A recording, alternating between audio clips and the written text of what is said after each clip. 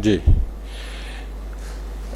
अब ये जो स्क्वाड है, ये 15 का हमारा स्क्वाड है जो आईसीसी वर्ल्ड कप के लिए, और उसके साथ 3 हमारे ट्रैवलिंग रिजर्व्स भी होंगे।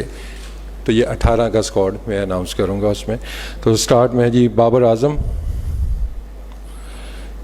शादाब खान, आसिफ अली, आज़म खान,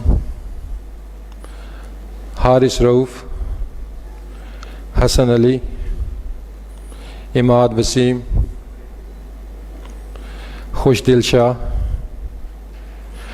मोहम्मद हफीज़, मोहम्मद हसनैन, मोहम्मद नवाज़, मोहम्मद रिजवान, मोहम्मद वसीम, शाहीन शाह अफरीदी एंड सुहेब मकसूद। और जो ट्रैवलिंग रिजर्व्स में हमारे होंगे वो जी शाहनवाज दानी, उस्मान कादिर एंड फ़खर जमान। तो ये हमारा 18 का स्क्वाड है जी। फ़खर जमान जी। जी क्वेश्चन आंसर सेशन हम लोग स्टार्ट करेंगे प्लीज़। जी अंश।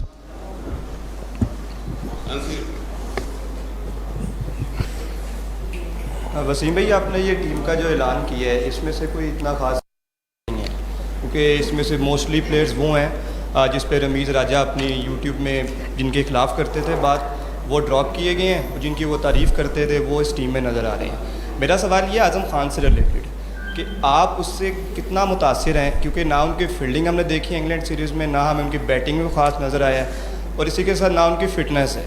तो एक साइड पे ये बताते हैं कि उसको आप एज अ क्या लेके जा रहे हैं, मिडल ऑर्डर में उसको कंसिडर किया हमने, ये as a backup wicket keeper, एक ये बताते हैं, और आप उनकी किस सलाहियत से मुतासिर हैं, ये थोड़ा सा बताएंगे। सरफराज अहमद को ड्रॉप किया गया है उनकी जगह पे लगता है, और उनके रिसोर्सेज भी हैं, NHPC में भी हैं, तो क्या ये वजह है कि वो अपने रिसोर्सफुल हैं, या उसमें उनकी ऐसी कौन सी काबिलियत नज़र आ रही है आपको आज़म खान में जो हमें फील्ड में तो नज़र नहीं आई? देखिए, एक तो Azam Khan has been selected as the backup wicket keeper. Mohammad Rizwan हमारे नंबर 1 कीपर हैं, he will remain the number 1 wicket keeper. अब देखें, जो पहले हमारे पास था कि हमारे पास बिगर स्क्वाड्स की गुंजाइश मौजूद थी, जिसके अंदर हम हर चीज़ का एक बैकअप रखते थे, और बेस्ट ऑप्शन जो हमारे पास होते थे हम उसमें वो रखते थे। तो ऑब्वियसली जब स्क्वाड छोटा होता है तो then you have to make the decisions, तो फिर आपको वो चीज़ें उसमें कंसिडर करनी पड़ती है कि Azam Khan as a wicket keeper, backup wicket keeper. अब उसको आप कंपैरिजन करते हैं जी कि best option middle order batting के अंदर क्या हो सकता था। जैसे मैंने पहले बात आपको मेंशन किया है कि हमें किस तरह के बैट्समैन मिडल ऑर्डर में चाहिए। तो लेट्स से कि अगर आज़म खान रिप्लेस करते हैं, किसी वजह से आते हैं टीम के अंदर, तो ही हैज़ द एबिलिटी कि जो हमें मिडल ऑर्डर में एक मसला चल रहा था, पावर हिटिंग का भी चल रहा था, तो उस फैक्टर को देखते हुए उनको एज हासिल है यहाँ पे कि अगर वो as a backup wicket keeper भी टीम में आते हैं, तो अगर उनको मौका मिलता है तो एक बैट्समैन की कमी है वो उसको भी पूरा करते हैं। वसीम भाई, इसमें कुछ नाम ऐसे हैं जिनको आपने कुछ महीनों पहले, कुछ सीरीज़ पहले ड्रॉप किया था, वो ड्रॉप करने से लेके अब तक कुछ ऐसा अनहोनी हुई नहीं जिसकी बेस पे आपने उनको रिकॉल किया। आसिफ की बात करें, खुशदिल शाह की बात करें, आज़म की उन्होंने खुद बात की कि वो साल कोई परफॉर्म नहीं कर पाए अभी तक, तो क्या चीज़ आपको इम्प्रेस करी इनको रिकॉल करवाने के लिए?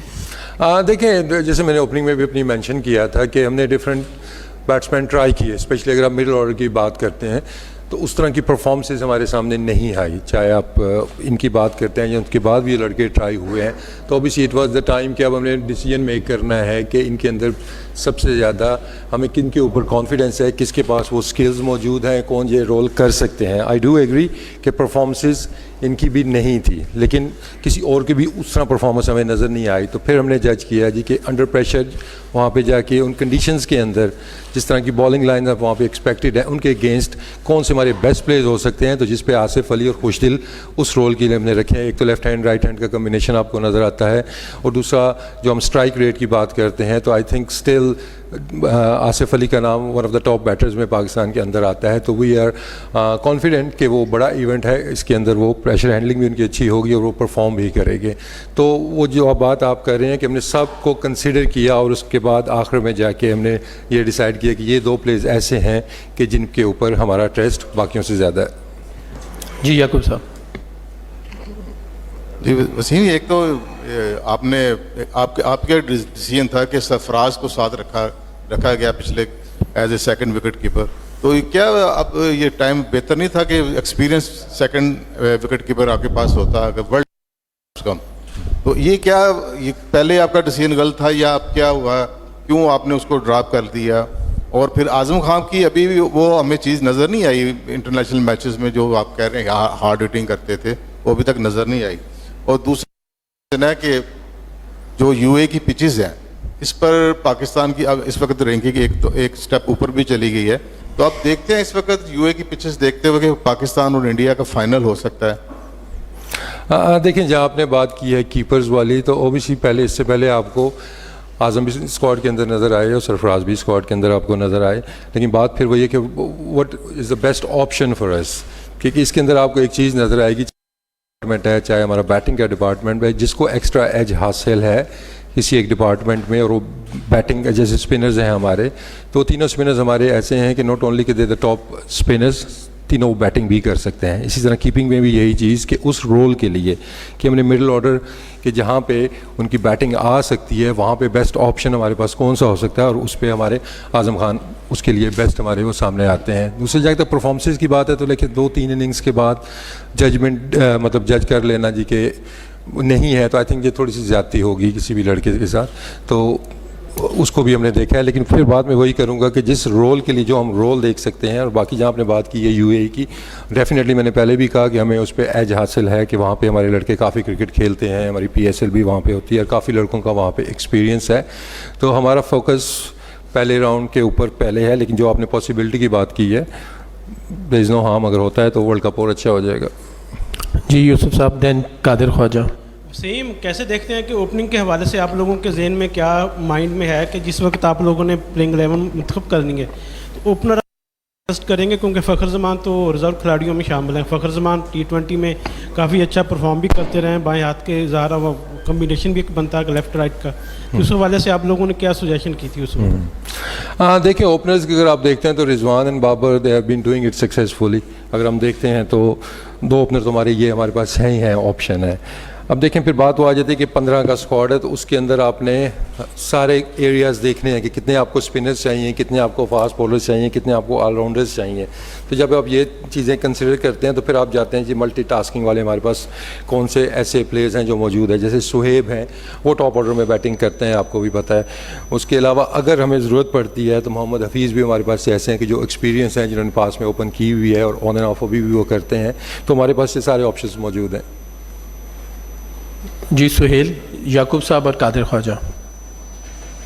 वसीम, अभी अनस ने क्वेश्चन किया था कि जो मतवक्को चेयरमैन है रमीज़ हसन राजा, उनका खासा आउटपुट इसमें इनपुट नज़र आ रहा है टीम की सिलेक्शन के हवाले से। अगर हम शर्जील के टीम में ना होने को देखते हैं और इसके साथ साथ जो उनका एक एडवोकेट करते रहे हमेशा पावर हिटिंग पर, उनको दोबारा हम टीम में देख रहे हैं, कितना उनके साथ आपका इस वर्ल्ड कप के स्क्वाड के हवाले से आपका इनपुट रहा है मतवक्को चेयरमैन रमीज़ हसन राजा के साथ? देखिए, आप इनपुट तो नहीं आप इसको कह सकते, लेकिन ये है कि एज अ कर्टसी हमने टीम उनके साथ शेयर की थी आखिर में जाके।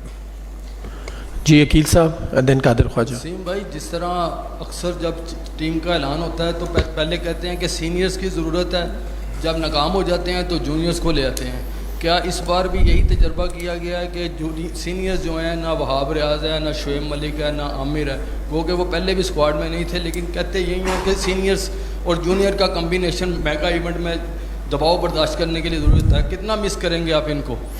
देखिए, आप जो कॉम्बिनेशन की सीनियर और जूनियर की कर रहे हैं, तो आपको इसमें काफ़ी ज़्यादा ऐसे प्लेयर भी नज़र आएंगे कि जो एक्सपीरियंस हैं, चाहे बैटिंग में है चाहे बॉलिंग में, तो वो जिसको कहते हैं ना कॉम्बिनेशन, वो तो हमारे पास मौजूद है।